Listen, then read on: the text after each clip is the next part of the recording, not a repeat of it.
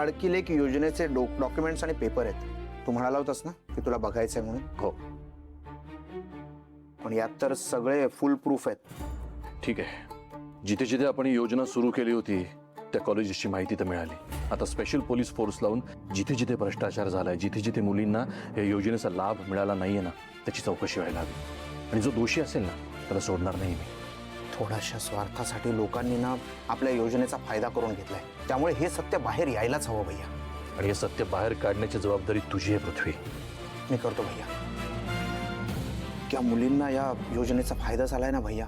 घोळ जरी झाला असेल ना तरी अगदीच 5-25 केसेसमध्ये तर तरी शोधावं लागेल ना. एक केस जरी असली ना तरी शोधावं लागेल.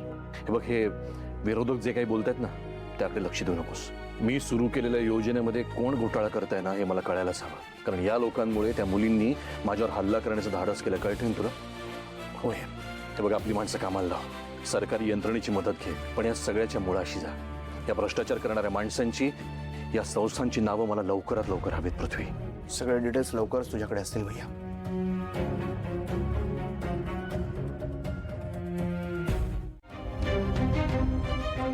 तुम्ही ओळखलत का मला? मागे भेटायला आले होते मी तुम्हाला. मला माहितीये तुमच्यामध्ये आणि माझ्या आईमध्ये फक्त निर्मळ मैत्री होती. सगळा गैरसमज झाला होता माझा. आणि मला हेही माहिती की आत्याने सगळा गैरसमज पसरवला आणि म्हणून बाबा तुमचा राग करतात. तुम्ही बाबांसारखा इतका चांगला मित्र गमावला.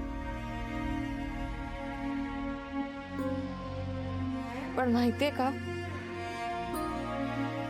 मी माझी आई गमावली.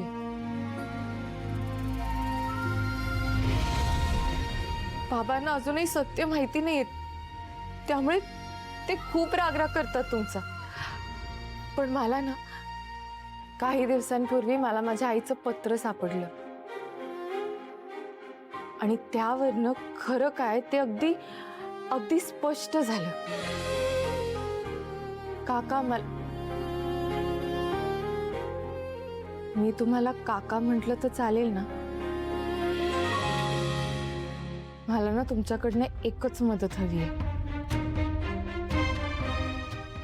मला सांगा ना, माझी आई जिवंत आहे का?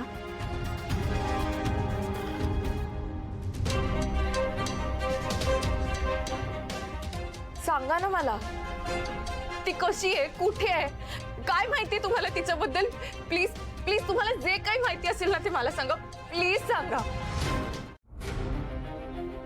तुम्ही असं कसं बोलू शकताय? अहो, शिक्षण मंत्र्यावर अटॅक झालाय तरी अजून त्या मुली सापडल्या नाहीत. हा, पोलीस डिपार्टमेंट करायला का लागले मला सांगा. आम्ही पूर्ण पोलीस फोर्स कामाला लावली आहे. तपास सुरू आहे. पोलीस फोर्स कामाला लावली आहे, तपास चालू आहे, तरी बी ते गुन्हेगार सापडत नाहीत. अहो, त्या पोरी टेररिस्ट बी नव्हत्या तरी पण. बरं, मला एक सांगा, रुद्रप्रताप सरांनी टिप दिलेली ना शिक्षण मंत्र्यावर अटॅक होणार आहे, ते कुठे आहेत मला सांगा. ते अजून का नाही आले? साहेब, अहो, हल्ल्याला एवढा हलक्यात घेऊ नका. परत हल्ला झाला ना कोण जबाबदार आहे? काय करणार आपण? अहो, तपास चालू आहे, मी बोललोय ना तुम्हाला. हॅलो, रुद्रप्रताप बोलतोय. जैन जैन सर, जैन. मिनिस्टर विश्वंभर राजशिर्के यांच्या केसचं काय झालं? सर, आम्ही गुन्हेगारांना शोधतोय सर. अरे, निदान काहीतरी मिळायला हवं होतं ना आतापर्यंत. हो साहेब, आमचे प्रयत्न सुरू आहेत. प्रयत्न नकोयत, रिझल्ट हवाय मला. हो सर. सर, शुभंकर आलाय, त्याच्याशी बोलाल का? फोन द्या त्यांना. साहेब, मिनिस्टरवर हल्ला झालाय, पोलीस डिपार्टमेंट करायला का लागलंय? बरं, त्या पोरी अट्टल गुन्हेगार बी नव्हत्या तरी बी त्यांनी हल्ला केला. अहो, चाललंय काय हे? अहो, एवढा दिवस उलटून गेले तरी बी त्या पोरी सापडलेल्या नाही आहेत. काय करायला लागले पोलीस डिपार्टमेंट? तुमची व्यथा समजू शकतो मी. तुम्ही समजत असता ना इथं आला असता. अहो, मी सुद्धा दिल्लीत एका मिनिस्टरच्याच केसमध्ये अडकलोय. हा, मी पोहोचीन लवकर आणि तुमच्या साहेबांच्या केसचा नक्की छडा लागेल. विश्वास ठेवा माझ्यावर. जोपर्यंत तुम्ही केस सॉल्व्ह करत नाही तोपर्यंत तुमच्यावर विश्वास नाही ठेवू शकत मी. एक्सक्यूज मी, तुम्ही मला ओळखत नाहीत अजून. विचार करून बोला. सगळं विचार करूनच बोलायला लागलोय. अरे, श्रावणी मॅडमांची मिस कॉल.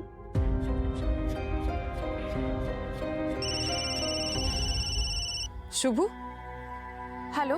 मॅडम सॉरी, तुमचा फोन आला मला कळलंच नाही, मी जरा कामात होतो. बोला की.